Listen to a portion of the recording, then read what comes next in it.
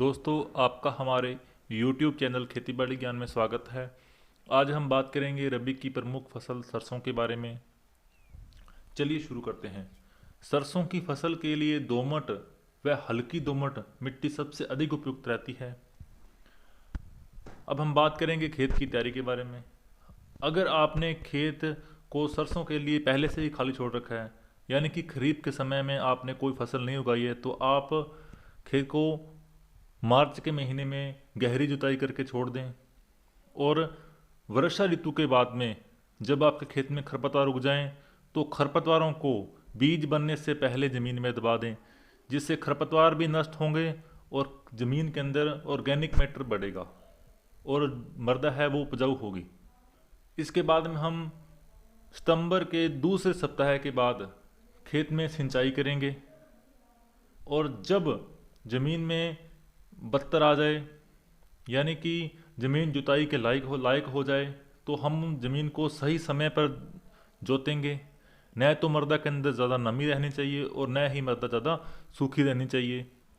और पाटा चलाने से पहले आप इस बात का विशेष ध्यान रखेंगे कि ज़मीन की ऊपरी परत हल्की सी सूख जाए, ताकि उसके अंदर महीन पाउडर बन जाए, ज़्यादा बड़े ठेले न बने, जिससे अंकुरण अच्छा होगा। और एक जो महीन पाउडर है वो एक मल्च का काम करेगा, जो कि मृदा के अंदर ज़्यादा समय तक नमी बनाए रखेगा, जो कि फसल की बढ़वार और स्टार्टिंग पॉइंट के अंदर जो पानी की जो कमी है उसको नहीं आने देगा और फसल की अच्छी बढ़वार होगी। अब हम उन खेतों की बात करेंगे जिनमें खरीफ के समय फसल बोई गई थी। इन खेतों में खरीफ के समय फसल बोने के कारण इन्हें जुताई के लिए ज़्यादा समय नहीं मिलता है, तो हमारी ज़्यादा से ज़्यादा यही कोशिश रहनी चाहिए कि हम कम से कम इन्हें 20 से 25 दिन पहले जुताई करें और 20 से 25 दिन खुला छोड़ दें, ताकि इनमें कोई भी रोग व्याधियां हैं या विकार हैं तो वो धूप के कारण या मृदा के अंदर उपजाऊपन आए। और समय के हिसाब से सिंचाई करके, जैसे कि अगेती फसल हो जाएगी तो अपने क्या है कि नवंबर के पहले सप्ताह में या फिर सितंबर के लास्ट सप्ताह में सिंचाई कर सकते हैं।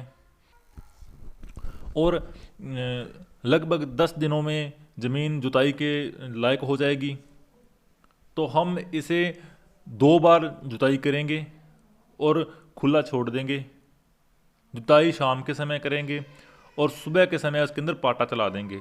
और एक बात का हम विशेष ध्यान रखेंगे कि सरसों की फसल को नवंबर के तीसरे सप्ताह के बाद न बोएं। इस प्रकार की फसल के ऊपर पाले का प्रभाव सबसे अधिक पड़ता है और फसल को बढ़वार के लिए भरपूर समय नहीं मिलता और उत्पादन में कमी देखने को मिलती है।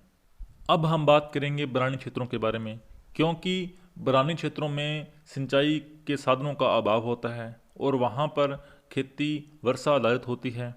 तो हम इन क्षेत्रों में जून जुलाई के समय जब भी 1 2 या 3 वर्षाएं होती हैं हल्की, तो हमें क्या है, ज़मीन को उससे पहले ज़मीन को जोत के रखना होगा, ताकि वर्षा का जल ज़मीन के अंदर ही जाए और बहे न।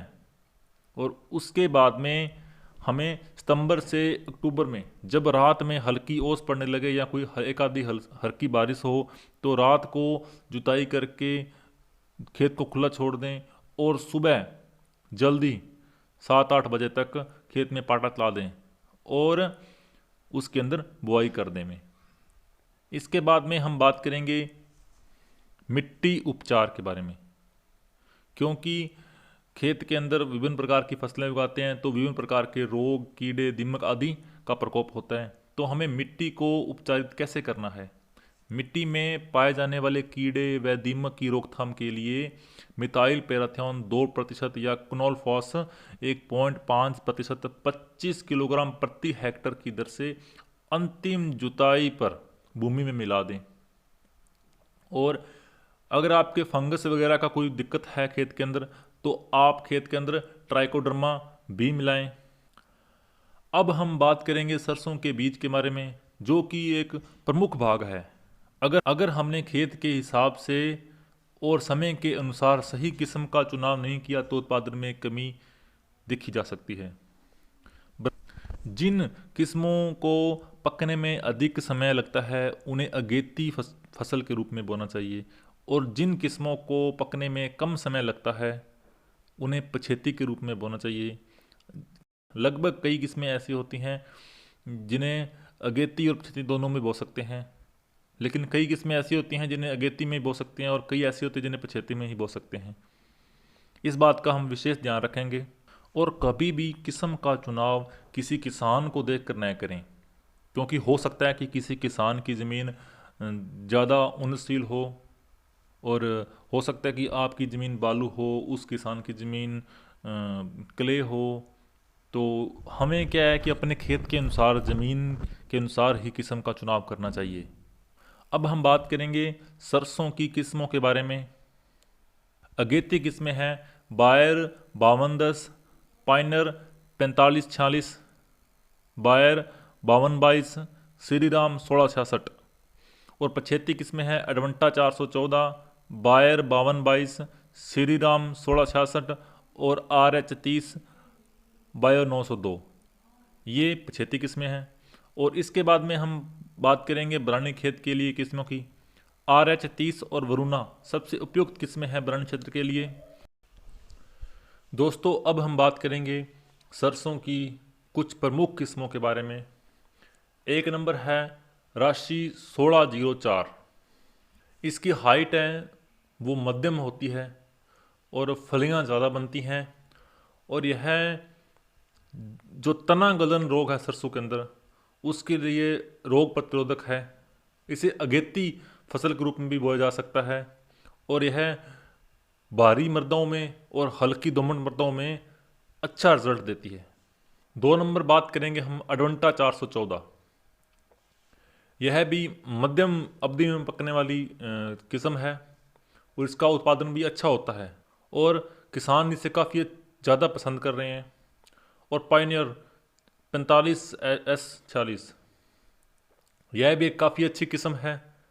इसे अगेती किस्म के रूप में बोना चाहिए और भारी मृदों में बोना चाहिए, और इसका रिजल्ट काफ़ी अच्छा है।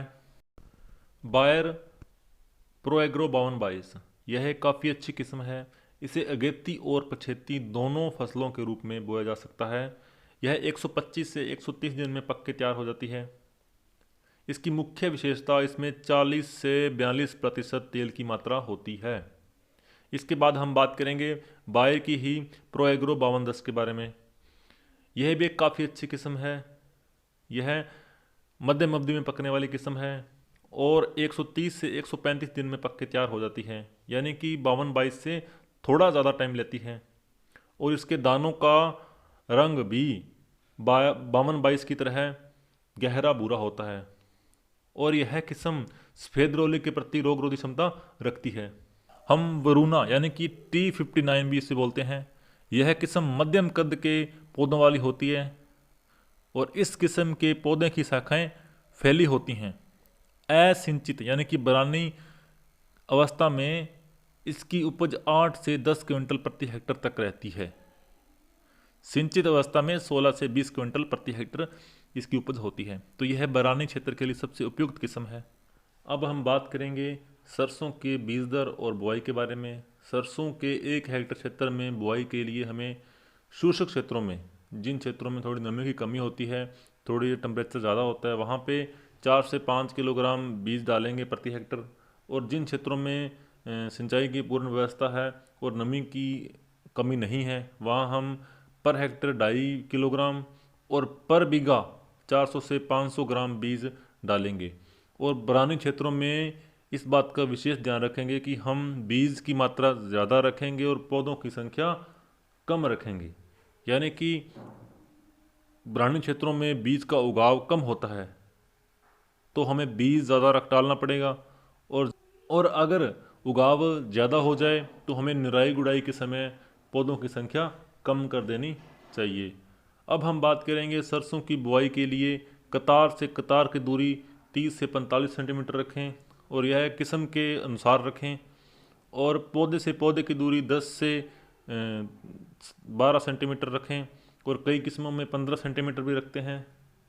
और बरानी क्षेत्रों में जो बीज की गहराई है वो नमी के अनुसार रखेंगे और सिंचित क्षेत्रों में 3 से 5 सेंटीमीटर बीज की गहराई रखेंगे, इससे ज़्यादा नहीं रखेंगे, अन्यथा उगाव अच्छा नहीं होगा। अब हम बात करेंगे सरसों के बीज उपचार के बारे में। सरसों के बीज को मैंकोजेब 2.5 ग्राम या कार्बेंडाजिम 2 ग्राम या एप्रोन 35 SD 5 से 6 ग्राम या थायरम 3 ग्राम प्रति किलो बीज के हिसाब से उपचारित करेंगे। सरसों को मोइला के रोग से बचाने के लिए इमिडाक्लोप्रिड 70 WS 7 से 8 ग्राम प्रति किलोग्राम बीज की दर से उपचारित करेंगे। अब हम बात करते हैं कि जिन क्षेत्रों में फंगस की प्रॉब्लम है तो हमें उन क्षेत्रों के लिए बीज को ट्राइकोडर्मा से जरूर उपचारित करना चाहिए। अब हम बात करेंगे खाद एवं उर्वरक के बारे में। सिंचित क्षेत्रों में बुआई से 20-25 दिन पूर्व प्रति हेक्टर 18 से 20 टन अच्छी गली सड़ी गोबर की खाद डालकर खेत को तैयार कर लेंगे।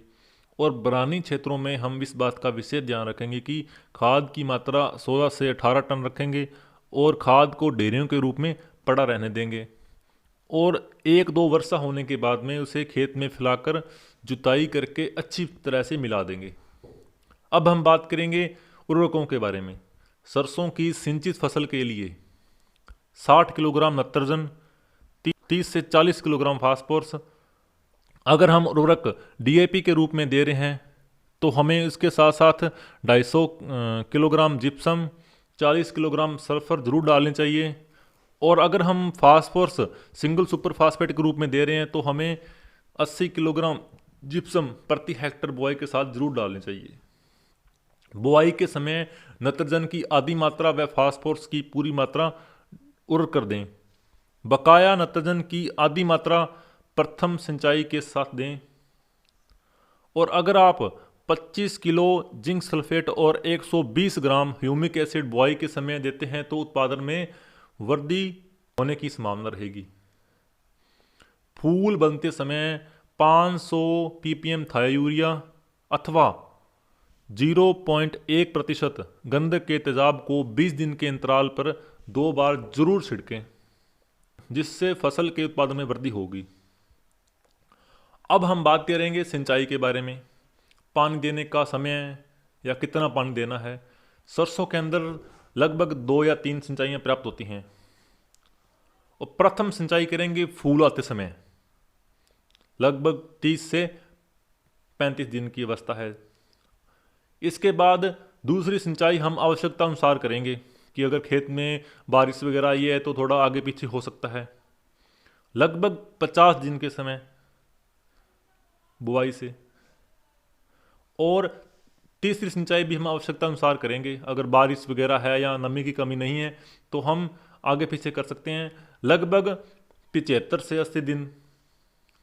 और इस बात का विशेष ध्यान रखेंगे कि पहली सिंचाई हल्की करेंगे, ज़्यादा भरकर नहीं करेंगे, ताकि जड़ों का अच्छा विकास हो सके।